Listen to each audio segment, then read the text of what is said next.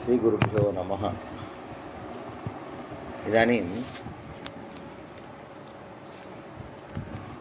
दुर्गासप्तशती इति ग्रन्थस्य गुप्तवती इति व्याख्या। गुप्तवती व्याख्यायाः कर्ता अस्ति भास्करराय महोदयः। तैः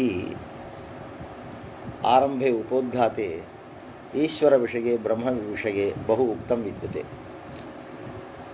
परन्तु अस्मिन् ग्रन्थे ईश्वरशब्दः न प्रयुक्तः। चण्डी इति चण्डीपदमादाय चण्डीपदस्य कथं व्युत्पत्तिः इति व्युत्पत्तिकथनवेलायां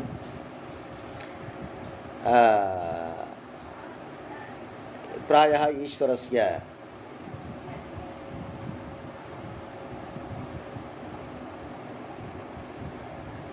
तटस्थलक्षणं निरूपितम् इति वक्तुं शक्नुमः। तटस्थलक्षणं तत्र तटस्थलक्षणं स्वरूपलक्षणम् इति लक्षणद्वयं। लक्षणं जानीमः। लक्षणेन किं क्रियते इत्युक्ते लक्ष्यपरिग्रहः, लक्ष्यविषयकज्ञानं लक्षणज्ञानेन भवति। परन्तु लक्षणं नाम लक्ष्ये सदा अन्वितं स्यात्, अन्वियात् लक्षणं। लक्ष्ये सदा अन्वितं स्यात्, अलक्ष्ये नैव अन्वितं स्यात्। अलक्ष्ये यदि लक्षणम् अन्वितं तर्हि तत् अतिव्याप्तं। लक्ष्ये कदापि यदि न अन्वियात् तदानीम् अव्याप्तं। लक्ष्य एकदेशे यदि लक्ष्य एकदेशे यदि एकदेशे एव अन्वियात्, इतरत्र न अन्वियात् तर्हि अव्याप्तम् इति। यदि लक्ष्ये कदापि न सम्भवति तदानीम् असम्भवः। एवं त्रिविधं विद्यते। परन्तु लक्ष्ये सदा लक्ष्य एकदेशे न अन्वेति, सम्पूर्णलक्ष्ये अन्वेति, परन्तु सम्पूर्णलक्ष्ये कदाचित् अन्वेति, कदाचित् नान्वेति। सम्पूर्णलक्ष्ये इदानीं लक्षणम् अतिव्याप्तं नाम किम् इति दृष्टम्, अव्याप्तं नाम किम् इति दृष्टम्, असम्भवलक्षणं नाम किम् इति दृष्टम्। परन्तु एतादृशदोषत्रय दुष्टं नास्ति। लक्ष्ये अन्वेति, परन्तु लक्ष्ये कदाचित् अन्वेति, कदाचित् नान्वेति। तर्हि वयं किं चिन्तयामः? लक्ष्ये यदि कदाचित् नान्वेति तर्हि असम्भवः इत्येव किल वदामः। यदा अन्वेति तदानीं लक्षणं निर्दुष्टं लक्षणं, यदा कदाचित् नान्वेति तदानीं किम् असम्भवः इत्येव किल वदामः। परन्तु असम्भवः कदा भवति इत्युक्ते तदा लक्ष्ये नान्वेति, परन्तु लक्ष्यभिन्ने यदि अन्वेति असम्भवलक्षणं कीदृशं भवति इत्युक्ते लक्ष्ये यत् लक्षणं नान्वेति तत् असम्भवलक्षणम् इति वदामः। परन्तु किं तत्? गोः एकशपत्वम् इति वदामः। एकशपत्वं गोत्वम् इत्युक्ते एकशपत्वम् एव लक्षणं, गोत्वस्य लक्षणं। तच्च एकशपत्वम् असम्भवदोषदुष्टं। परन्तु तत् एकशपत्वं गोभिन्न मृगविशेषे अन्वेति किल।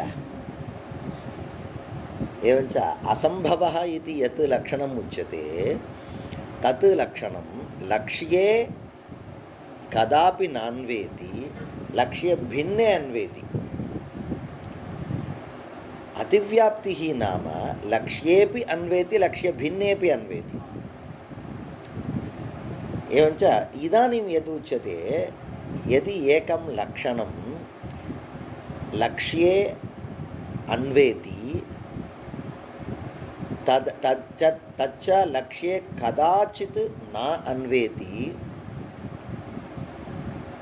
परन्तु कदापि लक्ष्ये भिन्ने नान्वेति तादृशम् एकं लक्षणं भवति किल तस्य लक्षणस्य एव तटस्थलक्षणम् इति नाम किं तत् इत्युक्ते वदति तत्र राज्ञः किं लक्षणम् इत्युक्ते छत्रचामरादिमत्वं राजत्वम् इति वदति यस्य छत्रं चामरौ श्वेतच्छत्रं चामरौ इत्येतत् सर्वं यस्य विद्यते स एव राजा अवगतं वा श्वेतच्छत्रचामरादिमत्वं राजत्वम् इति उच्यते परन्तु राजा स्नानार्थं गच्छति शौचालयं गच्छति इति स्वीकुरु तदानीं श्वेतच्छत्रं विद्यते वा तन्निकटे चामरौ स्तः वा एवञ्च परन्तु तस्मिन् काले राजत्वं विद्यते शौचकालेपि राजत्वं विद्यते तर्हि श्वेतच्छत्रादिमत्वं कदाचित् राजनि अन्वेति यदा राजा बहिः आगच्छति तदानीम् अन्वेति स्वकीयकार्यं यदा करोति तदानीं श्वेतच्छत्रादिमत्वं नान्वेति तर्हि यदा नान्वेति तर्हि श्वेतच्छत्रादिमत्वं तावत् असम्भवदोषदुष्टम् इति वदामः इत्युक्ते असम्भवदोषः नाम सः यः तावत् लक्ष्ये भिन्ने अन्वेति परन्तु श्वेतच्छत्रादिमत्वं राजानं विना अन्यत्र कदापि नान्वेति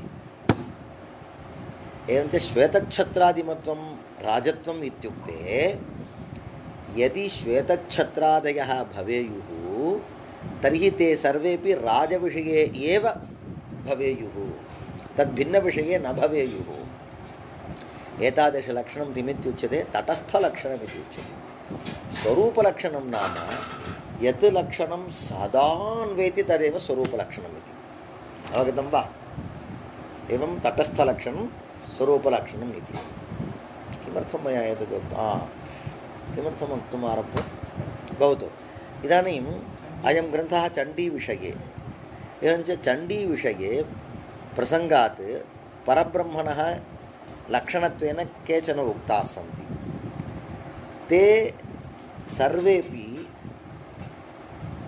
तानि सर्वाण्यपि लक्षणानि तटस्थलक्षणत्वेन स्वीकार्याणि अवगतं वा स्वरूपलक्षणत्वेन न स्वीकार्याणि इत्युक्ते यदि एते सर्वेपि उपलभ्यन्ते तर्हि कुत्र उपलभ्यन्ते ब्रह्मणि एव उपलभ्यन्ते एवञ्च यत्र यत्र एतत् सर्वं तत्र सर्वत्र ब्रह्मत्वं यत्र यत्र ब्रह्मत्वं तत्र तावत् एतत् सर्वमिति न तथा अवगतं वा तद्वत् इदानीं चण्डीविषये वदति तत्र चण्डी नाम परब्रह्मणः पट्टमहिषी देवता परब्रह्म विद्यते परब्रह्मणः या पट्टमहिषी विद्यते सा एव चण्डी तस्याः एव चण्डी इति नाम सा काचन देवता किमर्थम् एतद्वदति सर्वे किं चिन्तयन्ति चण्डी नाम काचन उग्रदेवता ब्रह्मणः तस्याश्च सम्बन्धः नास्ति इति किल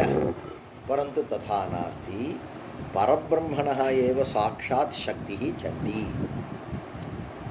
चण्डी परब्रह्मणः एव साक्षात् पट्टमहिषी प्रधानदेवता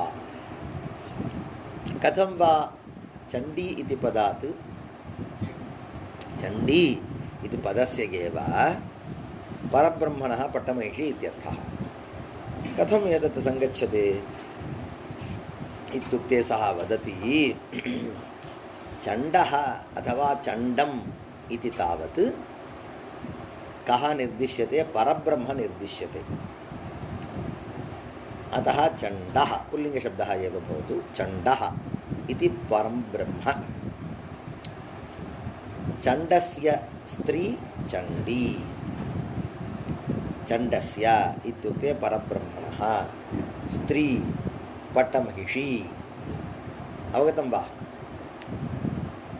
कथम् एतत् पुंयोगादाख्यायाम् इति सूत्रात् एतत् ङीष् प्रत्ययः उपलभ्यते। पुमान् कः? परब्रह्म एव पुमान्। तद्वाचकशब्दः कः? चण्डः। चण्डस्य स्त्री इत्युक्ते भार्या, पट्टमहिषी इति न, भार्या इति वदतु। चण्डस्य स्त्री नाम चण्डी, ङीष् प्रत्यये चण्डी भवतु। चण्डशब्देन परब्रह्म एव इति कथं वा स्वीकर्तुं शक्यते इत्युक्ते तदर्थं व्याख्याति ननु चण्डशब्दः प्रकृते तत्र चण्डशब्दस्य द्वौ अर्थौ इति प्रतिपादयति। एकः चण्डशब्दः तावत् इयत्ता परिच्छिन्नः, इयत्ता अपरिच्छिन्नः यः स एव चण्डः।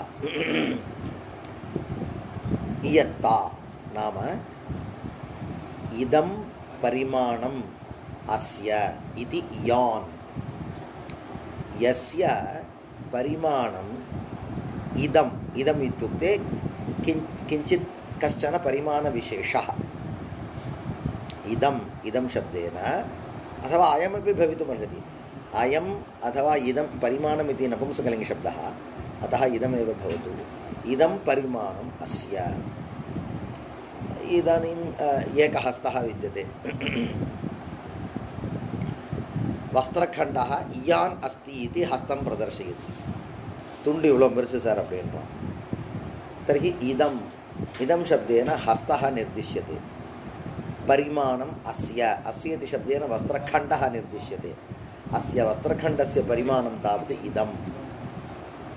एवञ्च एतावत् परिमाणं तस्य। तर्हि वस्त्रखण्डः किमित्युच्यते? यान्।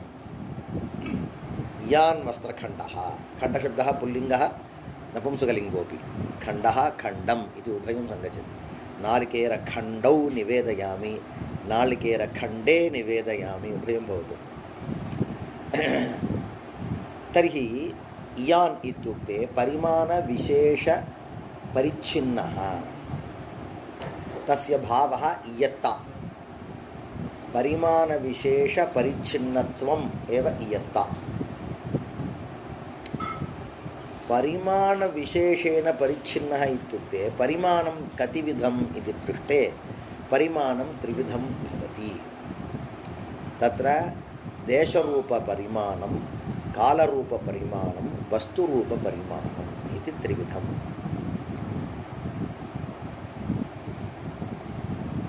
कुत्र तत्र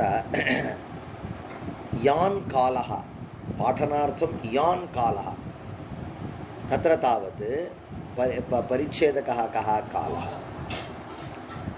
एतावान् देशः तेन अपहृतः, तदानीं तावत् देशः। अथवा एतावान् वस्त्रखण्डः, एतावान् देशशब्दः प्रयुज्यते।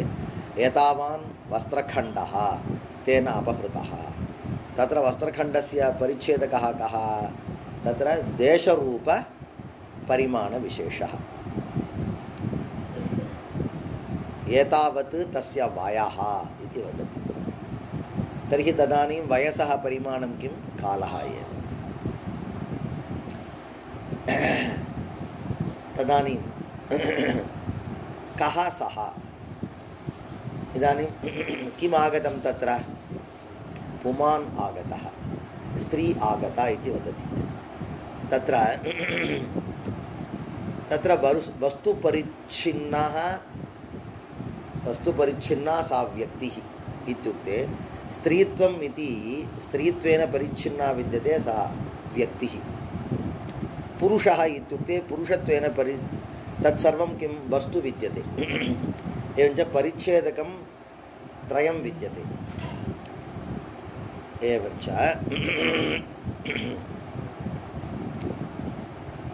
किमर्थम् एतद् आरब्धम्? एवञ्च चण्डः इति शब्दः विद्यते किल? चण्डः इति शब्दस्य इयत्तया अपरिच्छिन्नः इत्युक्ते देशरूपपरिमाणेन, इयत्ता इत्यस्य विवरणम्। इयत्तया अपरिच्छिन्नः, इयत्तया इत्युक्ते देशरूपपरिमाणेन वस्तुरूपपरिमाणेन कालरूपपरिमाणेन वा अपरिच्छिन्नः कश्चन पदार्थः विद्यते किल तस्य तत् स एव पदार्थः चण्ड इति शब्दस्य अर्थः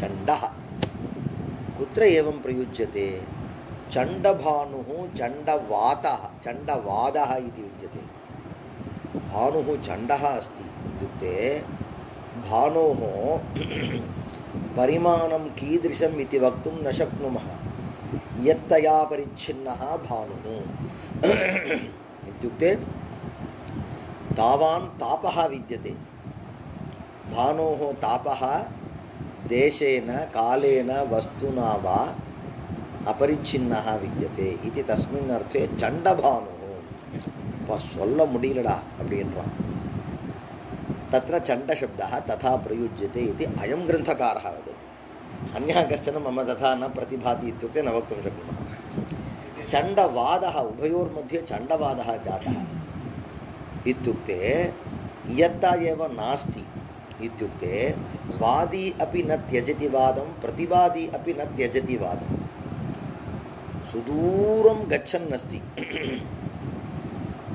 तदानीं यत्ता नास्ति चण्डकोपः चण्डवादः चण्डभानुः चण्डवादः इत्यादौ यत्तानवच्छिन्नः असाधारणगुणः स च गुणः असाधारणः कीदृशः गुणः यत्तया अपरिच्छिन्नः यत्तया अनवच्छिन्नः यत्तानवच्छिन्न असाधारणगुणशाली तादृशगुणविशिष्टः चण्डत्वं गुणः तादृशचण्डगुणविशिष्टः गुणशाली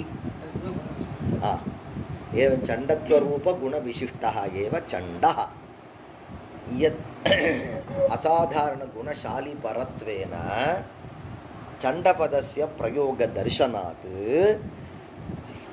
तर्हि चण्डः नाम एतादृश यत्ता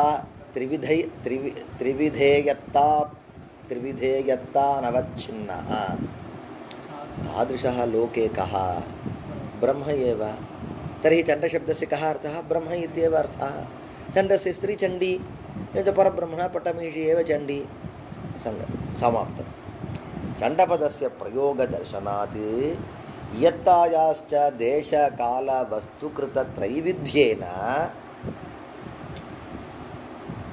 यत्ता त्रिविधा देशकृता कालकृता वस्तुकृता देशकृते यत्ता कालकृते यत्ता वस्तुकृते यत्ता इति त्रिविधा तादृशपरिच्छेदत्रयराहित्यस्य तादृश इत्युक्ते देशकालवस्तुरूपपरिच्छेदत्रयराहित्यं कुत्र भवेत् यदि कुत्रचित् भवेत् तर्हि तत् परब्रह्म एव भवेत् किं कारणं तच्च लक्षणं परब्रह्मणि एव सम्भवति कीदृशं लक्षणं तटस्थलक्षणं तत्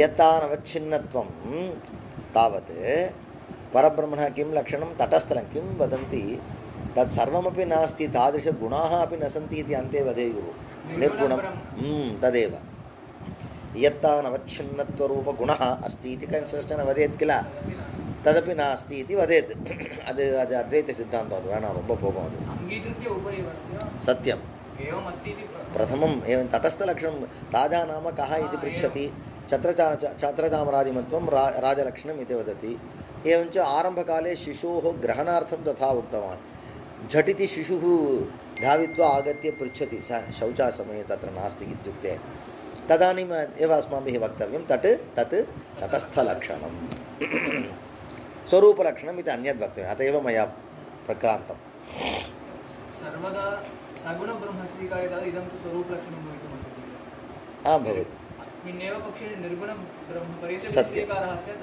तदानीमेव तटस्थलक्षणं भवति सत्यम् अत्र कथं स्वीक्रियते अत्र परब्रह्मणः इत्येव किल उक्तं चण्डी नाम परब्रह्मणः पट्टं परब्रह्म इत्युक्ते निर्गुणं ब्रह्म एव एवञ्च एतादृशपरिच्छेदत्रयराहित्यं कीदृशम् इत्युक्ते परब्रह्मैकलिङ्गं परब्रह्मणः एव लिङ्ग एकशब्दस्य एव इत्यर्थः परब्रह्मणः एव तत् लिङ्गं भवति इत्युक्ते कीदृशं तटस्थलक्षणमेव तादृशपरिच्छेदत्रतयराहित्यस्य परब्रह्मैकलिङ्गत्वात् तर्हि यदि लिङ्गम् अस्ति तर्हि साध्यं स्यात् एवञ्च चण्डः नाम कोऽपि कः यः परिच्छेदत्रतयरहितः सः परिच्छेदत्रतयराहित्यं कुत्र सम्भवति अन्यत्र कुत्रापि न सम्भवति एवञ्च चण्ड इति शब्देन चण्ड इति शब्दस्य मुख्यवृत्तिः मुख्यप्रवृत्तिः मुख्यार्थः कः इति पृष्टे परब्रह्म एव परब्रह्मैकलिङ्गत्वात् लिङ्गत्वात् उक्तं लिङ्गत्वात् तत्र अन्वयः चण्डी नाम परब्रह्मणः पट्टमहिषी देवता तत्र अन्वयः तदनन्तरं पुनः ननु चण्डशब्दः तावत् कोपार्थकः विद्यते किल कथं ज्ञायते धातुपाठे चडि कोपे इत्येव किल पठितः चडी तत्र इदित् धातुः इदितो नुम् धातोः इति नुमागमे कृते च नुम् ड नुम् इत्यत्र नकारः च न ड चण्ड तर्हि चडिकोपे इत्येव किल धातुः इति पृच्छति तस्मिन् पक्षे इदानीं चण्ड इति शब्दः विद्यते अयं शब्दः यदि अव्युत्पन्नः शब्दः व्युत्पत्तिः नास्ति तदानीं तावत् चण्डशब्दस्य इयत्तानवच्छिन्नपदार्थः इति स्वीकर्तुं शक्यते तत्र उदाहरणं तावत् चण्डकोपः चण्डवादः चण्डभानुः परन्तु व्युत्पत्तिपक्षे अयं शब्दः व्युत्पन्नः इति पक्षे चण्डशब्दस्य कोपविशिष्टः कोपिष्ठः कोपी इत्येव किल अर्थः तस्मिन् पक्षे कथं तस्मिन् पक्षे परब्रह्म परत्वं तस्य शब्दस्य भवेद्वा तस्मिन् पक्षे चण्डः नाम परब्रह्म चण्डं नाम परं ब्रह्म वक्तुं शक्यते वा नैव वक्तुं शक्यते किल तर्हि तस्मिन् पक्षे चण्डी नाम चण्डस्य स्त्री परब्रह्मणः पट्टमहिषी इति अर्थवर्णनं कथं सम्भवति इति पृच्छति तदानीम् अयं वदति सा कः भास्कररायः ननु तस्मिन् पक्षेपि चण्डशब्दस्य परं ब्रह्म इत्येव अर्थः साधुः कथं भोः पश्यतु कोपः विद्यते किल कोपविषये काञ्चन प्रक्रियाम् अहं वदामि यदि कस्यचित् कोपः आगच्छति तर्हि कोपं दृष्ट्वा श्रुत्वा ज्ञात्वा अन्यस्य कस्यचित् भीतिः स्यात् भीत्या सः किञ्चित् कार्यं कुर्यात् यस्य कोपः सः किं कार्यम् इच्छति तत् कार्यं भीतः कश्चन कुर्यात्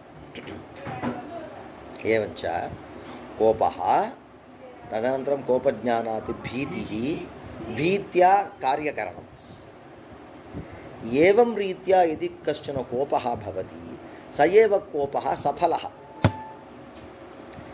यदि कोपः विद्यते ज्ञातुः कोपं ज्ञात्वाति भीतिः न भवति भीत्यभावात् कार्यमपि न करोति तर्हि तादृशकोपः व्यर्थः व्यर्थः इति न तादृशकोपः कोपत्वेन एव न ग्राह्यः एवञ्च कोपशब्दस्य मुख्यार्थः कः इत्युक्ते सफलः कोपः एव किल कोपः पश्यतु अन्यदुदाहरामि अहं तत्र 9वादनात् 10वादनपर्यन्तं सः पाकं कृतवान् इति 100 वारं वदति परन्तु तण्डुलाः तथैव सन्ति तर्हि वयं किं वदामः पाकः त्वया न कृतः इत्येव किल वदामः तर्हि फलं दृष्ट्वा एव फलं यदि अस्ति तदानीमेव सः व्यापारः व्यापारत्वेन स्वीक्रियते व्यापारविषये मास्तु अन्यत्रापि भवतु घटं कृतवान् 9वादनात् 10वादनपर्यन्तं घटं कृतवान् इति शतशः वदति तत्र यः पदार्थः तेन पदार्थेन जलानयनं यदि न सम्भवति जलम् आनेतुं यदि न शक्नुयाम तर्हि तद् घटः एव न तद्वत् येन फलं नास्ति सः तत्पदार्थत्वेन एव न गणनीयः इति किञ्चित् न्यायम् अयं तावत् प्रवेशयति। एवञ्च चण्डशब्दस्य कोपवान् अर्थः अथवा चण्डशब्दस्य कोपः अर्थः भवतु, कोपः वा भवतु कोपवान् वा भवतु, यस्य कोपः भीतिजनकः तद्वारा फलजनकः स एव कोपः कोपत्वेन स्वीकर्तव्यः। तादृशकोपः कुत्र विद्यते? ब्रह्मणि एव विद्यते। अन्येषां सर्वेषामपि कोपाः भीतिजनकाः सफलाः इति वक्तुं न शक्नुमः। एवं किल? विवाहसमनन्तरं तावत् पत्युः कोपं दृष्ट्वा पत्नी भीता भवति। किञ्चित् कालानन्तरं तावत् पत्युः भीतिः तावत् पत्युः कोपः भीतिजनकः न भवति, अपि तु हासजनकः। तस्य कोपं दृष्ट्वा पत्नी हसति। एव परन्तु परब्रह्मणः विषये तथा नास्ति इति वदति।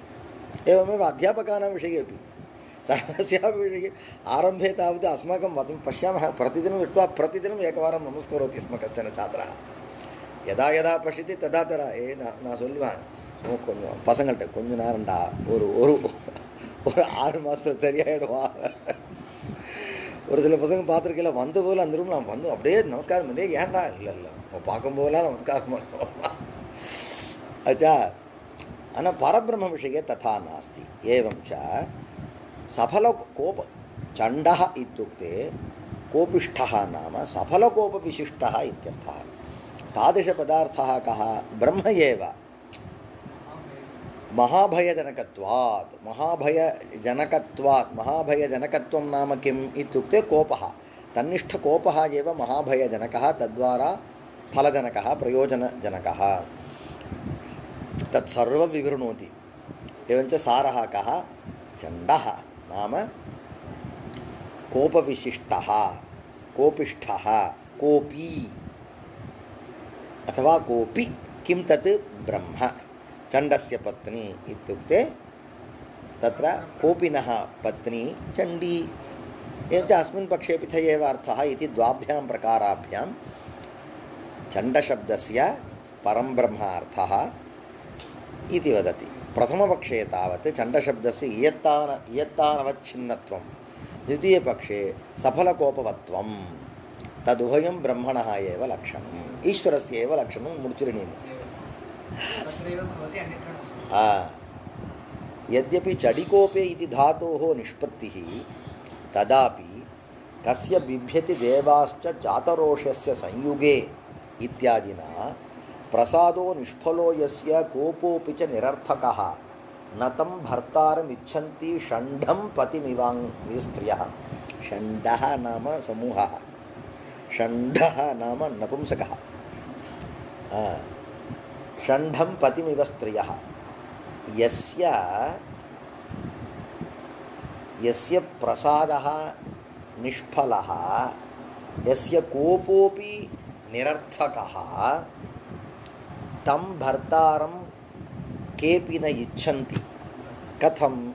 स्त्रियः यथा वा षण्ढं पतिं न इच्छन्ति तथा, नपुंसकं पतिं यथा वा न इच्छन्ति तथा।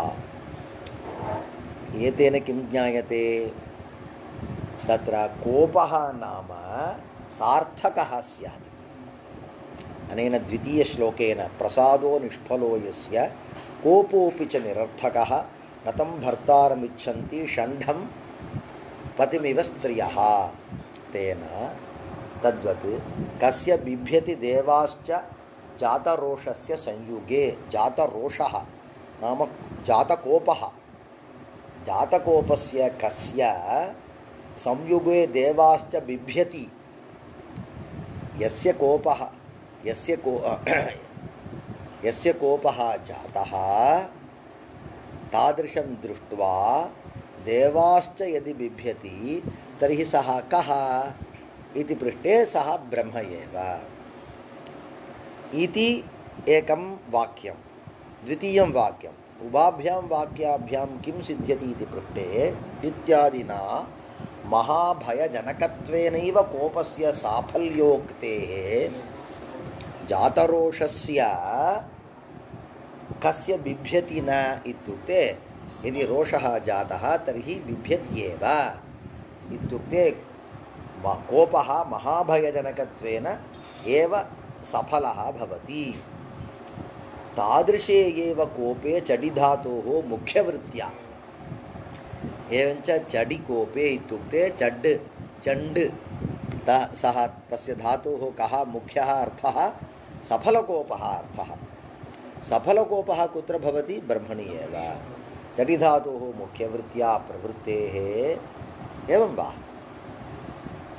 तर्हि यस्मिन् कोपः विद्यते स एव महाभयजनकः इति वदसि तस्य अन्यत् किमपि प्रमाणं विद्यते वा? आम्, अत एव नमस्ते रुद्र मन्यवे इति वेदे विद्यते। शिवस्य कोपं नमस्करोति। किमर्थं? कोपात् भीतिः जाता इति कारणादेव सः नमस्करोति। यदि सर्वेपि आगत्य सार् सार् इति प्रतिदिनं मम समीपे वदन्ति तर्हि तावत् मम वैशिष्ट्यम् इति न चिन्तनीयं। स्थानं प्रधानं न बलं प्रधानम्। अस्मिन् स्थाने वयम् इदानीं तिष्ठामः तावदेव, परन्तु मम किञ्चित् वैशिष्ट्यं जातम् इति तथा न। तद्वदेव नमस्ते रुद्र मण्डवे इति नमस्कुर्वन्ति इत्युक्ते किमर्थं नमस्कुर्वन्ति? तमपि न नमस्कुर्वन्ति शिवं, तस्य कोपं नमस्कुर्वन्ति। तर्हि किमर्थं कोपं प्रति नमस्कुर्वन्ति इत्युक्ते कोपात् भीतिः जाता। एवञ्च शिवे विद्यमानः कोपः एव भीतिजनकः। भीतिजनकत्वादेव कोपं प्रति नमस्कुर्वन्ति। तर्हि कोपः कीदृशः? शिवस्य कोपः, ब्रह्मणः कोपः तावत् भयजनकः। तद्वशादेव नमस्ते रुद्रमन्यवे इत्यादिना प्रथमं मन्यवे एव नमस्कारदर्शनात्। एतत् सर्वं किमर्थं? शिवस्य कोपः सफलः इति नमस्ते रुद्रमन्यवे इति नमस्कारकरणेन ज्ञायते। वयं सर्वे नमस्कुर्वन्ति। अस्माकं मित्रं किञ्चित् तेन साकं बहिर्गच्छामः, सर्वेपि मित्रं दृष्ट्वा नमस्कुर्वन्ति। तदानीम् अस्माकं किमर्थं नमस्कुर्वन्ति? परिचिताः वा? न, कदाचित् अहं रूप्यकाणि दत्तवान्, कदाचित् अहं कोपम् आविष्कृतवान्, सः वदति किल। तद्वत् तेषां भीतिः विद्यते इति कथं ज्ञायते इति पृष्टे नमस्करणात्। किं प्रति नमस्करणात्? कोपं प्रति नमस्करणात्। एवञ्च कोपः सफलः। अन्यदपि प्रमाणं साक्षादेव विद्यते। इदानीं प्रथम नमस्ते रुद्र मन्यवे इत्यनेन मन्योः नमस्कारकरणात् कोपात् भीतिः जाता इति भीतिः अनुमीयते। परन्तु वस्तुतः भीतिः विद्यते वा इति प्रमाणं विद्यते वा? विद्यते। भीषास्मात् वातः पवते। अस्मात् भीषात् वातः एवञ्च अस्मात् शिवात् या भीः विद्यते तया भीषा भयेन अस्मात् भीषा वातः पवते। प्रथमं तावत् तस्मिन् मन्युः विद्यते इति ज्ञातम्।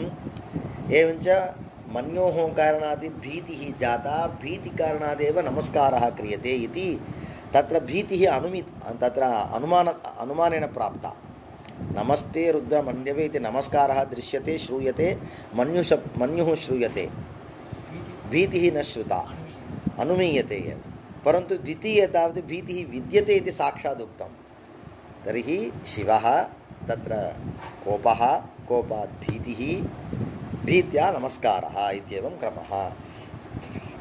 भीषास्माद् वातः पवते, भीषोदेति सूर्यः, भीषास्माद् अग्निश्चेन्द्रश्च, मृत्युर्धावति पंचमः इत्यादि श्रुत्या வாயுவாதி பயஜனக கோபஸ்யாபி. இப்படி வள்ளம்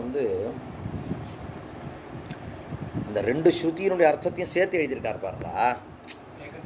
உனக்கு தெரியும், நமக்கு இல்லைன்னா நாம் ஜென்ரலாக படிச்சுன்னு போவோம். நாம் என்ன பண்ணுவோம், ஓ அங்கே நமஸ்தே ருத்ரமன்யவே இருக்குது, பீஷாஸ்மா தாத்தப்பர் அதுதானே. அந்த ரெண்டுத்தையும் கோத்து வாங்கி தான் என்ன பண்ணார், வாய்வாதி பய ஜனக கோபஸ்யாபி. வாய்வாதி பயம் எங்கே தெரியுது, பீஷாஸ்மாத்வேர். தாதிருஷ பயஜனக கோபகான்றது ருத்ர மன்யவேல இருக்கு. அந்த கோபகா பயஜனகா ஏவன் எப்படி தெரியுதுன்னா நமஸ்காரம் பண்ணுறதுனால தெரியுது. வாய்வாதி பய ஜனக கோபஸ்யாபி. ஏதுஷ கோபः कुत्र विद्यते, देवविषये एव. भीषा अस्मात् नमस्ते रुद्र मन्यवे. रुद्रः कः, परं ब्रह्म. अस्मात् इति अस्मात् शब्दवाच्यः कः इत्युक्ते परं ब्रह्म एव. एवञ्च कोपस्यापि परब्रह्मलिङ्गत्वम् अक्षतमेव. तर्हि चण्डः इत्युक्ते सफलकोपविशिष्टः. कः सः, परं ब्रह्म. तर्हि चण्डस्य स्त्री चण्डी. एवञ्च पक्षद्वयेपि साधु. तदनन्तरम् इदानीं महद्भयजनकं महती भीतिः कस्मात् भवति, कोपात् भवति.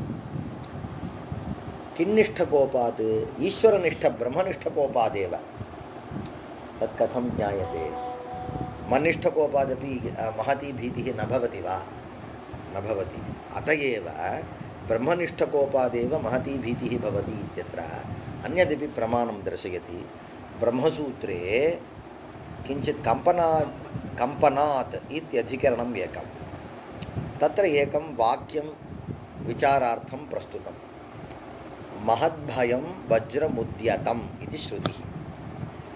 श्रुतेः अर्थः महद्भयं महाभयजनकं वज्रम् उद्यतम् उत्पन्नम्.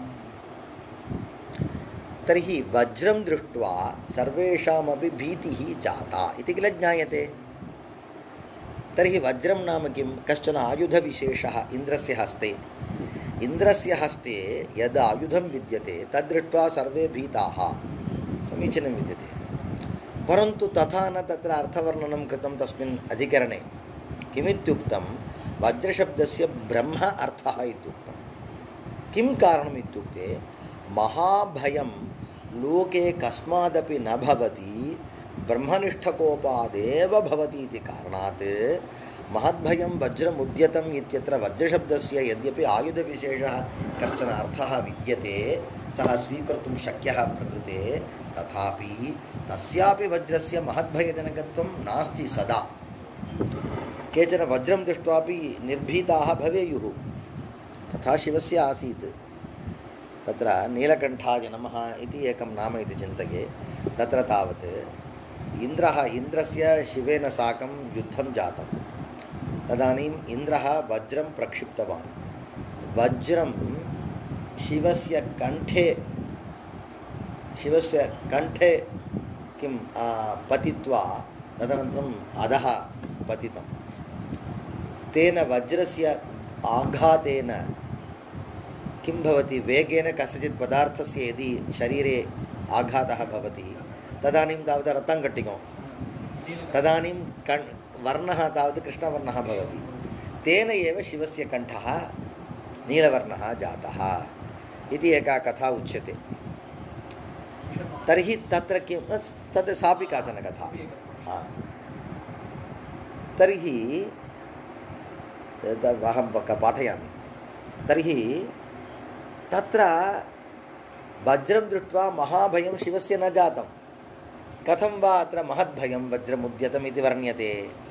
अतः तत्र किं कृतं, वज्रशब्दस्य ब्रह्म. एवञ्च वज्रं नाम कोपिष्ठम् अथवा किं कोपि इत्युक्ते कोपविशिष्टं ब्रह्म उद्यतं दृष्ट्वा महद्भयं जातम्. अत एव महद्भयं वज्रमुद्यतमिति श्रुतौ वज्रपदेन ब्रह्मैव उच्यते. नायुधविशेषः भयजनकत्वलिङ्गात्.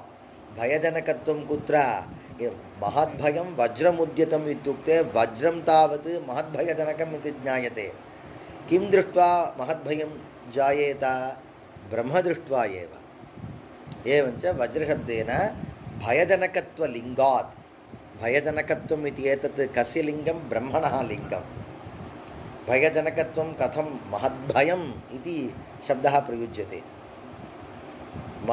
भयजनकत्वलिङ्गात् इति उक्तम् उत्तरमीमांसायां कम्पनादित्यधिकरणे एवञ्च चण्डशब्दः तावत् प्रथमपक्षे तावत् इयत्ता अनवच्छिन्नम् इत्युक्ते ब्रह्म द्वितीयपक्षे चण्डः नाम तत्र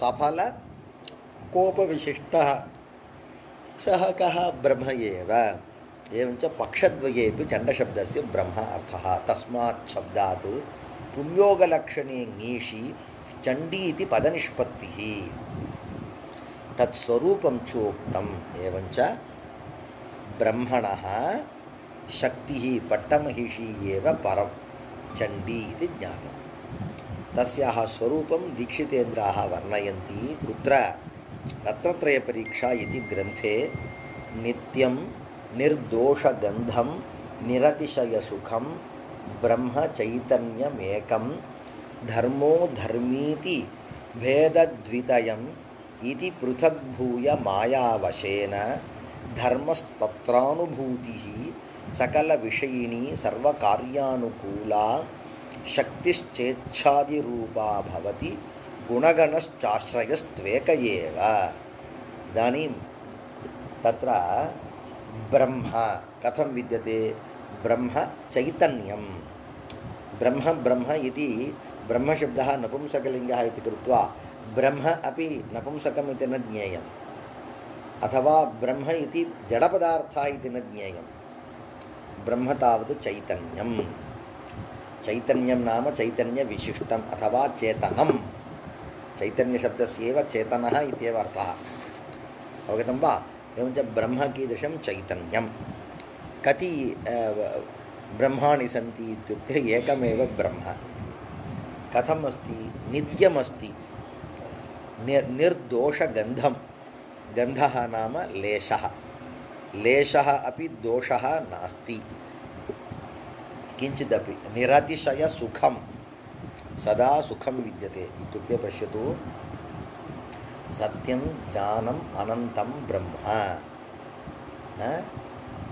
आनन्दं ब्रह्म निरतिशयसुखम् आनन्दो ब्रह्मे दिव्यजान आनन्दः निरतिशयसुखं नित्यं सत्यं चैतन्यं ज्ञानं ते एव निर्दोषगन्धं निर्दुष्टं विद्यते तादृशब्रह्म किं करोति इत्युक्ते कथं भवति इत्युक्ते वस्तुतः तत्र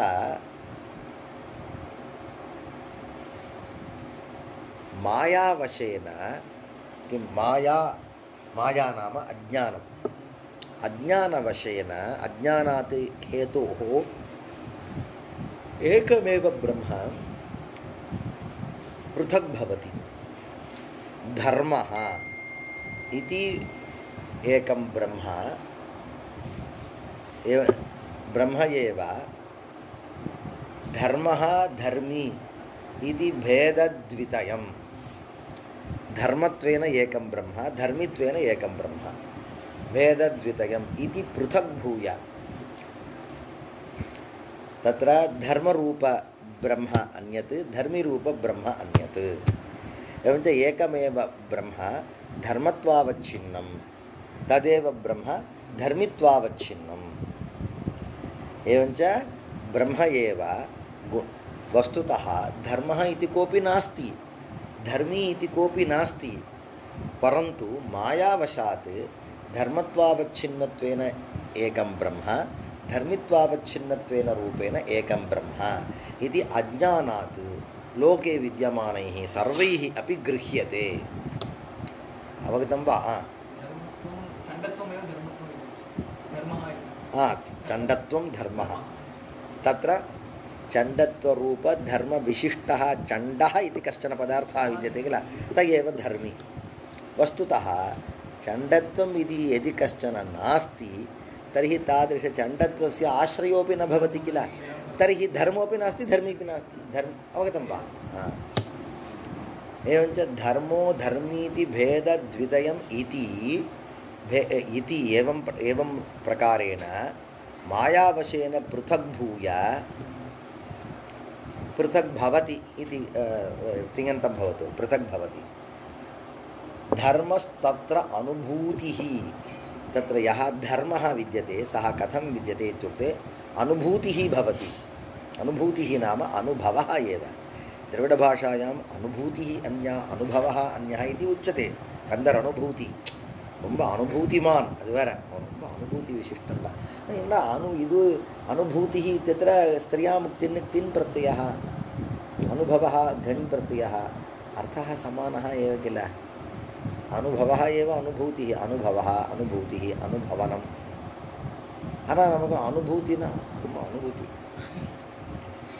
அது நமக்கு ஒரு மாதிரி பழக்கம் ஆயிடுது அது என்ன சொல்கிறது அது அது மாதிரி நிறைய இருக்குது இது கொஞ்சம் தான் அது एवञ्च धर्मस्तत्र अनुभूतिः नाम अनुभवः सकलविषयिणी अनुभूतिः कीदृश अनुभवः सकलविषये सर्वेपि पदार्थाः सकलाः अपि विषयाः भवन्ति यस्यां सकलाः विषयाः यस्याः सा सकलविषयिणी तथा मास्तु सकलाः विषयाः अस्याः सन्ति इति सकलविषयिणी सकलविषयिन् इनि प्रत्ययः सकलविषय इन् ऋण्येभ्यो ङीप् सकलविषयिणी एवञ्च सकलाः इति सर्वेपि पदार्थाः विषयाः विषयत्वेन सन्ति अस्याः अस्याः इत्युक्ते अस्याः अनुभूतेः अस्माकम् अनुभवस्य विषयत्वेन केचन पदार्थाः एव भवन्ति यस्याः अनुभवविषयत्वेन सर्वेपि पदार्थाः अन्तर्भूताः सन्ति तादृशस्य अनुभूतेः किं नाम सकलविषयिणी अनुभूतिः सा एव अनुभूतिः तस्य धर्मः इत्युच्यते धर्मिणः चण्डस्य धर्मः चण्डः इति इदानीं प्रकृतत्वात् मया उच्यते धर्मस्तत्रानुभूतिः सकलविषयिणी सर्वकार्यानुकूला सर्वकृत्यनुकूला भवति सा सर्वकार्य अनुकूला कार्यं नाम कारणं सर्वस्यापि कार्यस्य अनुकूला भवति अस्माकं कृतिः तावत् सर्वकार्य अनुकूला न भवति किञ्चित् कार्यानुकूला एव भवेत् परन्तु सा सर्वकार्यानुकूला भवति शक्तिः सर्वकार्यानुकूला शक्तिः वदामि இதுவே வியாக்கியானம் அவரே வியாக்கியானம் பண்ணிருக்கார் வேற மாதிரி பண்ணிருக்கார் அதுக்காக சொல்ல வந்தேன் அதுக்கு நம்ம பண்ண வியாக்கியானம் தேவலம்னு தோணுச்சு அவர் சோபஜ்ஞ விருத்தின்னு அவர் பண்ணியிருக்காரா அதுவே நம்ம யோசிச்ச அளவுக்கு ஒரு யோசிக்கணும்னு சொல்லக்கூடாது அப்படி तत्र धर्मः सकलविषयिणी अनुभूतिः धर्मः शक्तिः कीदृशशक्तिः सर्वकार्यानुकूला शक्तिः अवगतं वा धर्मः इस् इक्वल् टु अनुभूतिः सकलविषयिणी अनुभूतिः धर्मः इस् इक्वल् टु शक्तिः सकलकार्यानुकूला शक्तिः सा च शक्तिः इच्छादिरूपा भवति इच्छाशक्तिः ज्ञानशक्तिः क्रियाशक्तिः गुणगणश्च गुणगणः धर्मः गुणगणः एवं धर्मविषये उक्तम् आश्रयस्तु एकः एव आश्रयः नाम धर्मी धर्मः एकः एव इत्युक्ते तत्र अनुभूतिः इति एकः धर्मः तदनन्तरं शक्तिः इति एकः धर्मः गुणगणः इच्छा ज्ञानं क्रिया इति एते भिन्नभिन्नधर्माः परन्तु धर्मी एकः एव एवञ्च क्रियारूपधर्मः यदा विद्यते तदानीं क्रियावान् इति उच्यते यदि क्रिया एव नास्ति तर्हि धर्मी न सिद्ध्यति यदि धर्मोऽपि नास्ति धर्मीपि नास्ति तर्हि किं निर्गुणं ब्रह्म एव अवशिष्यते निर्गुणं ब्रह्म एव गुणगणश्चाश्रयस्त्वेक एव कर्तृत्वं तत्र धर्मी कलयति जगतां पंचसृष्ट्यादिकृत्ये पंचसृष्ट्यादिकं यत् कृत्यं विद्यते तस्मिन् कृत्ये धर्मी धर्म कर्तृत्वं कलयति जगतां सर्वेषामपि जगतां पंचसृष्ट्यादिकृत्यं यत् विद्यते सृष्टिः स्थितिः संहारः तिरोभावः अनुग्रहः इति तद्विषये जगतां पंचसृष्ट्यादिकृत्ये धर्मी कर्तृत्वं कलयति धर्मी तावत् कर्तृत्वं घटयति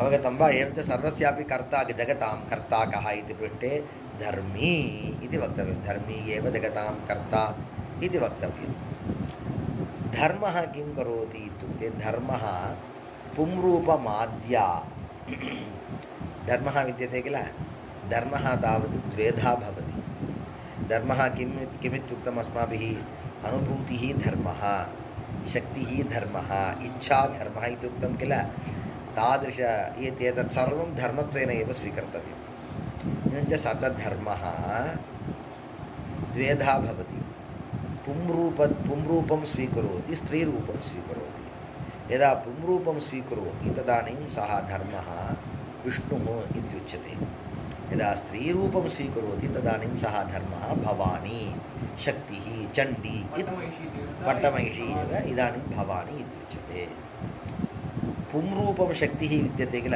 तत् किं करोति इत्युक्ते जगतः उपादानकारणं भवति उपादानकारणं नाम समवायिकारणम् इति वयं वदामः किल तदेव उपादानकारणं घटस्य मृत्तिका एव समवायिकारणं तदेव उपादानकारणम् एवं च सर्वस्यापि जगतः जगत्सृष्टिः तत्र उपादानकारणं किं पुंरूपधर्मः जगत्स्थितिः पुंरूपधर्मः जगत्संहारः सर्वत्रापि जगतां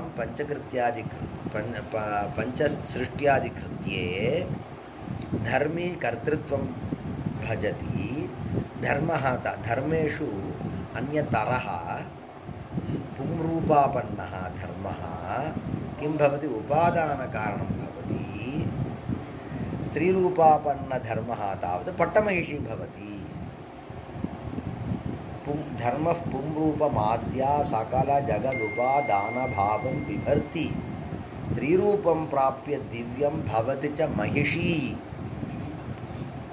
स्वाश्रयस्यादिकर्तुः स्वाश्रयस्य स्वस्य यः आश्रयः इत्युक्ते धर्मेषु अन्यतरस्य स्त्रीरूपम् आपन्नस्य धर्मेषु अन्यतरस्य वक्तं वा धर्मस्य धर्मेषु इति न धर्मयोरन्यतरस्य आश्रयः कः भवति धर्मी भवति सत्यं तस्य स एव आदिकर्ता धर्मी एव आदिकर्ता तस्य निमित्तकारणं स एव निमित्तकारणं सत्यम् एवञ्च निमित्तकारणं विद्यते धर्मी तेन सह पट्टमहिषी इव विद्यते धर्मरूपशक्तिः स एव धर्मः अन्यः धर्मः यः पुंरूपम् आपन्नः महाविष्णुरूपः स एव जगतः उपादानकारणं भवति स्त्रीरूपं प्राप्य दिव्यं भवति च महिषी स्वाश्रयस्यादिकर्तुः प्रोक्ते धर्मप्रभेदादपि निगमविदां धर्मिविद् ब्रह्मकोटी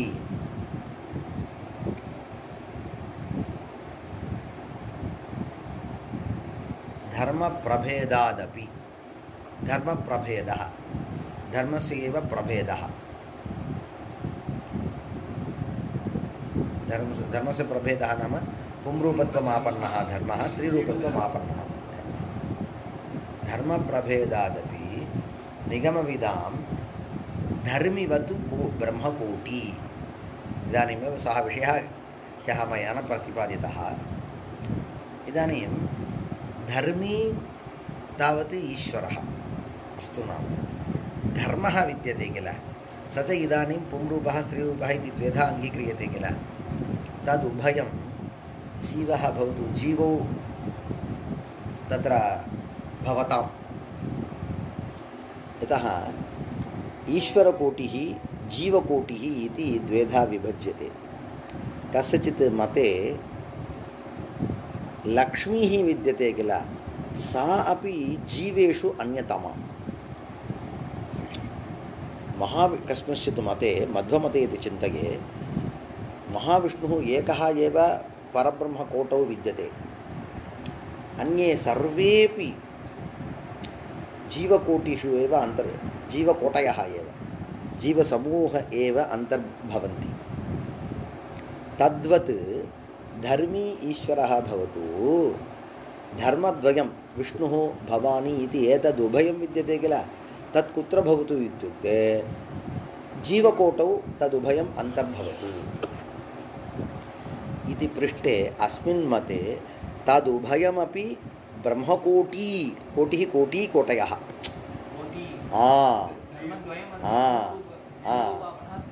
तौ धर्मौ ब्रह्मकोटी, अंद रेंडु ब्रह्मगणेषु एव अंतर्भवतः न तु जीवकोटौ यथा वा अन्येषां केषांचित् मते अस्ति। अवळुदान अम्बाळे कूड तनिदा वाळुक्कु இந்த மதத்தில் அம்பாள் தனி, அம்பாளும் ஜீவர்கள் என்ன ஜீவேஷு உத்தமா, எங்களுக்குள்ளே நீ தலைவன் ஒத்துக்கிறான், ஆனால் அங்கே நீ போகக்கூடாது. ஆனால் இங்கே அப்படி இல்லை, தர்மிவத் धर्मी धर्मी यथा वा ब्रह्मकोटौ तर्हि ब्रह्म इत्युक्ते निर्गुणब्रह्म, निर्गुणब्रह्म समूहे एव धर्मी अपि अन्तर्भवति, धर्मद्वितयमपि अन्तर्भवति, न तु जीवकोटौ। इप प्रोक्ते ब्रह्मकोटी प्रोक्ते तौ तौ धर्मौ ब्रह्मकोटी प्रोक्ते, कोटिशब्दः स्त्रीलिङ्गः इति कृत्वा प्रोक्ता प्रोक्ते इति द्विवचनं। धर्मप्रभेदादपि प्रोक्ते धर्मप्रभेदादपि निगमविदां धर्मिवत् ब्रह्मकोटी तम्बा सामान्यतया उक्तं, विशेषेण अयं निर्दिशति इति एकमेव ब्रह्म सर्वं पिण्डीकृत्य वदति। ब्रह्म अनादिसिद्धया मायया, प्रथमं किम् उक्तं, मायावशेन इति उक्तं किल, एवं च मायया, मायया ब्रह्म द्वेधा भवति।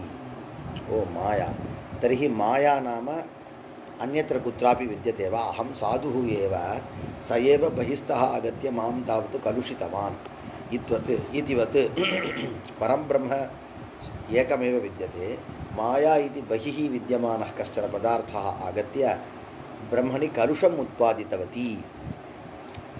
माया कदा आगता, इदानीं 10:10 आगतवती इति वा। माया अपि अस्मिन् मते माया अपि निर्गुणब्रह्मणः एव काचन शक्तिः। सा शक्तिः 10 आगता 11 आगता इति काल परिच्छिन्ना न, सा नित्या भवति। तद्वदति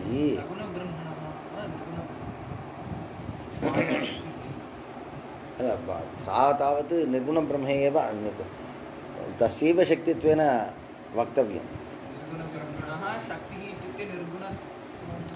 स्वीकरण निर्गुणत्वं त्यक्त्वा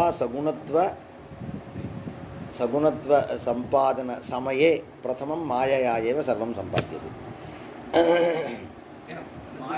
अंगवार एकमेव ब्रह्म अनादिसिद्धया मायया, सा माया अनादिसिद्धा इत्युक्ते कस्मिंश्चित् काले आगता इति न, अनादिसिद्धया तद्वदन्ति ब्रह्म अद्वैत शास्त्रे तावत् किं शक्तिद्वयं ते स्वीकुर्वन्ति। वदामि, विस्मृतवान्। अनादिसिद्धया मायया धर्मी धर्मश्चेति द्विविधम् अभूत् तद्ब्रह्म।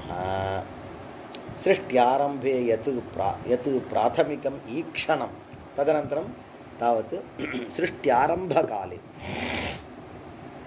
किं करोति तत् ब्रह्म, ईक्षणं करोति, तदेव ब्रह्मणः प्राथमिकम् ईक्षणम्। ईक्षणं नाम चक्षुषा चक्षुर्भ्याम् इति न, अपि तु ज्ञानम् इत्यर्थः। तत्र किम् ईक्षणं कृतवान्, तदैक्षत, बहुस्यां प्रजायेय तदैक्षत तदचिन्तयत् अहं बहुस्याम् एकमेव अहं बहुधा स्यां भविष्यामि प्रजायेय तत्र विशेषेण जन्म स्वीकुर्यां प्रजायेय अहमेव तत्र जनिष्यामि एवं च ब्रह्म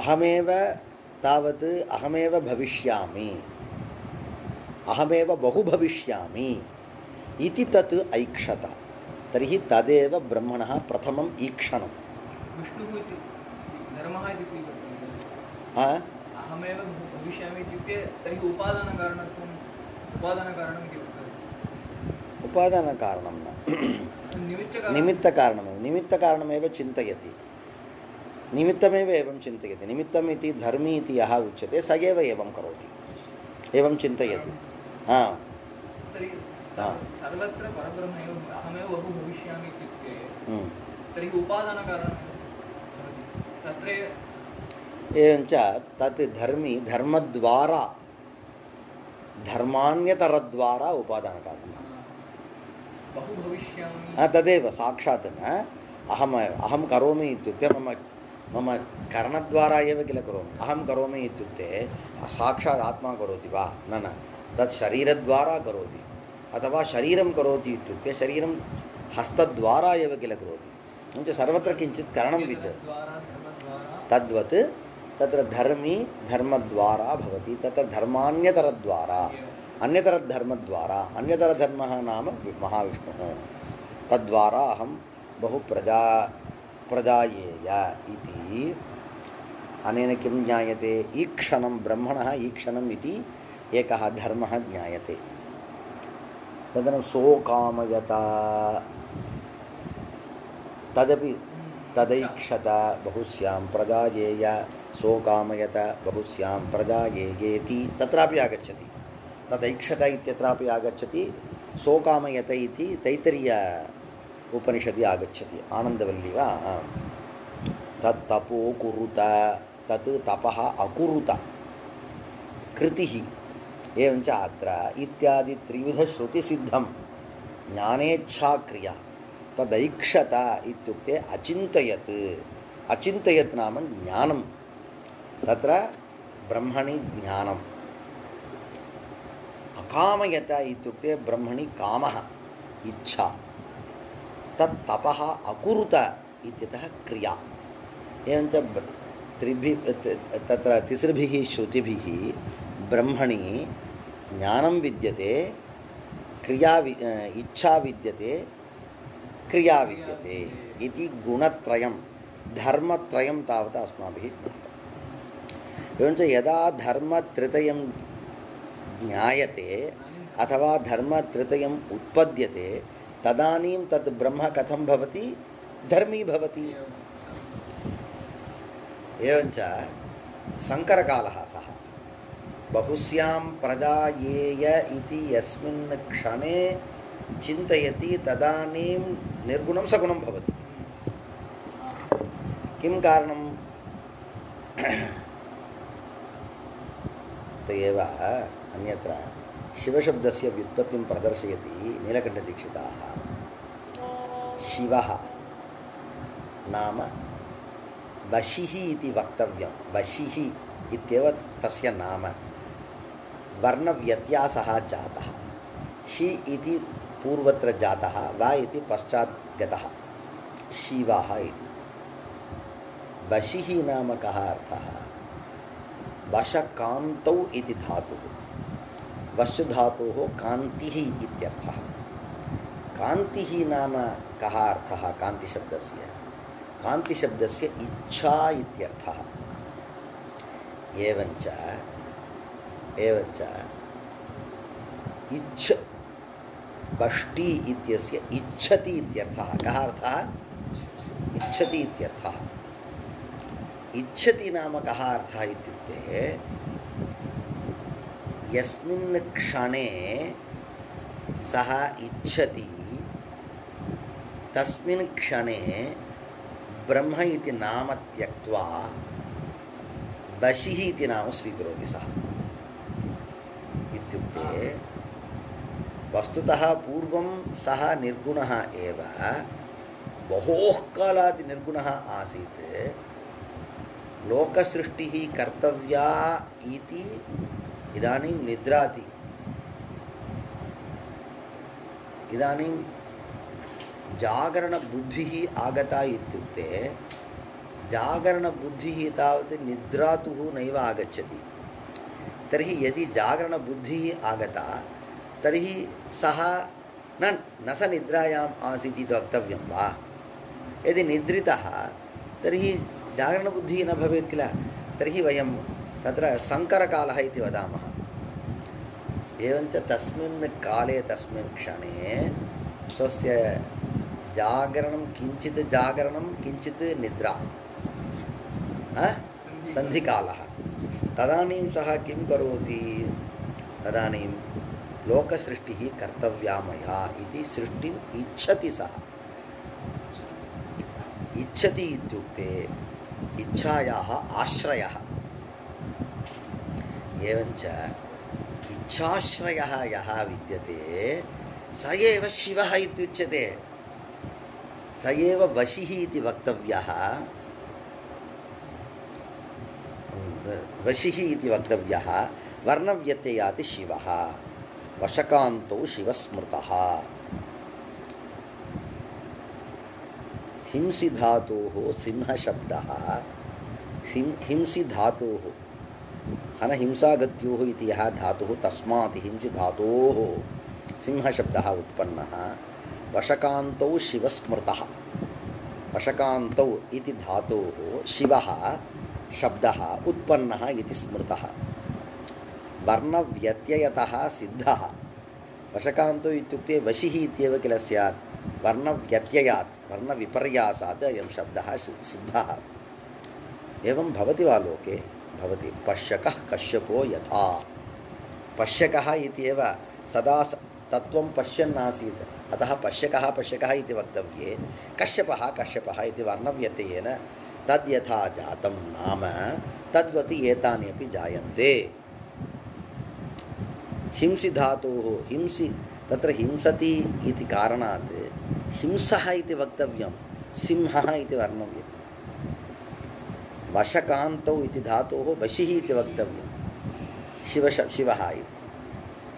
एवञ्च वशिः नाम इच्छाशक्त्याश्रयः।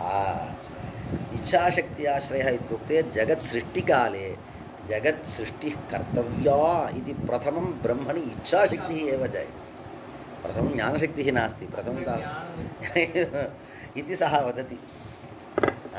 अत एव पश्यतु अत्र किम् उक्तं, प्रथमं तावत् तदैक्षत इति श्रुतिः प्रथमं, तदनन्तरमेव सोकामयत इति। तदैक्षत इति ज्ञानं, तदनन्तरम् इच्छा। परन्तु तस्मिन् ग्रन्थे किम् इच्छाशक्तिः एव इति एवं ग्रन्थकाराः वदेयुः।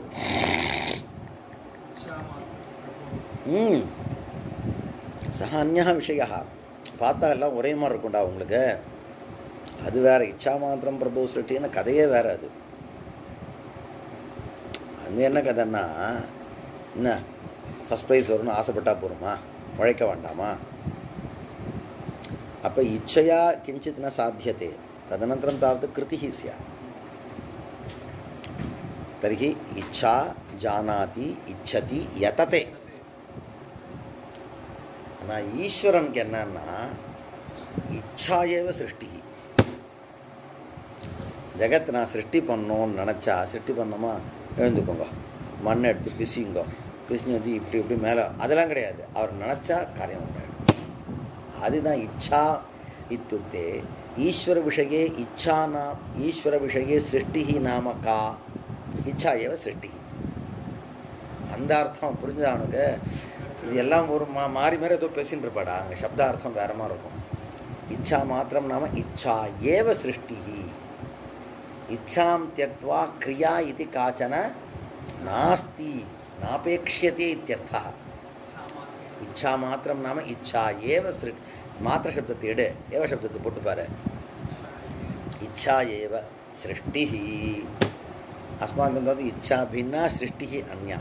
सर्जनानुकूल व्यापारः, सर्जनानुकूल व्यापार, उत्पत्ति अनुकूल सर्जनम, ஏதோ ஒன்று வச்சுக்கோனே இல்லையா? இன்னும் முழிக்கிறீங்க, நடக்கலையா உங்களுக்கு அது? அப்புறமா சரி.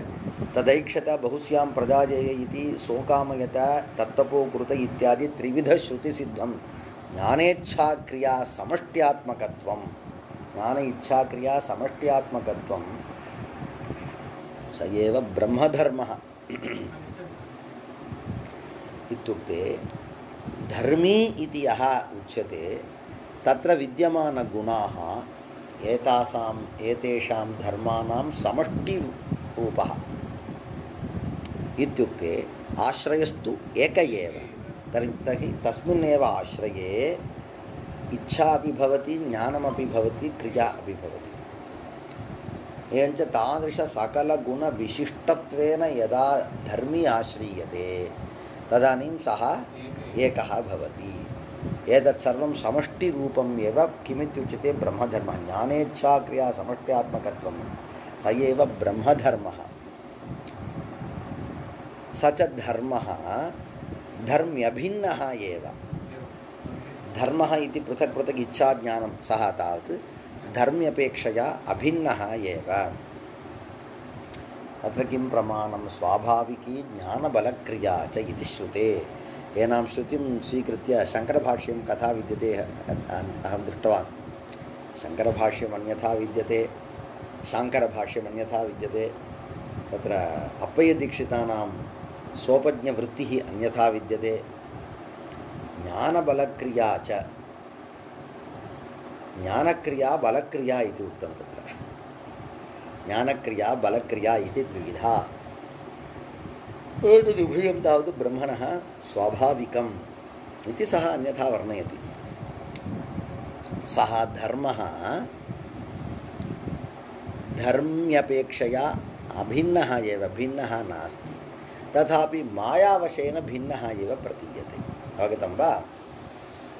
इत्युक्ते अदनी पिरिचे पाक मुडियादे.